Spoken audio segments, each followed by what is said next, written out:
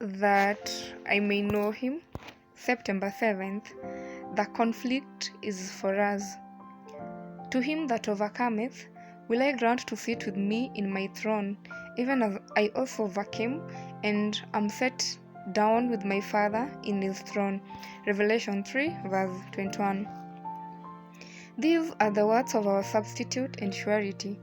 He who is the divine head of the church, the mightiest of conquerors, would point his followers to his life, his toils, his self-denials, his struggles and sufferings, through contempt, through rejection, ridicule, scorn, insult, mockery, falsehood, up the path of Calvary to the scene of the crucifixion, that they might be encouraged to press on toward the mark for the prize and reward of the overcomer. The plan of salvation is not appreciated as it should be. It is not discerned or comprehended.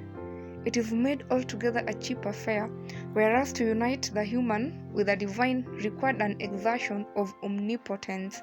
Christ, by clothing his divinity with humanity, elevates humanity in the scale of moral value to an infinite worth. But what a condensation on the part of God and on the part of his only begotten Son, who was equal with the Father. So great has been the spiritual blindness of men that they have sought to make of none effect the word of God.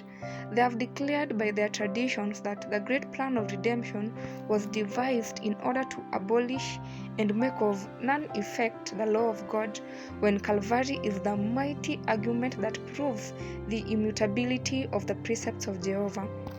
The state of the character must be compared with the great moral standard of righteousness. There must be a searching out of the peculiar sins which have been offensive to God, which have dishonored his name and quenched the light of his spirit and killed the first love from the soul. Victory is assured through faith and obedience. The work of overcoming is not restricted to the age of the martyrs. The conflict is for us. In these days of subtle temptation to worldliness, to self-security, to indulgence of pride, covetousness, false doctrines, and immorality of life, shall we stand before the proving of God?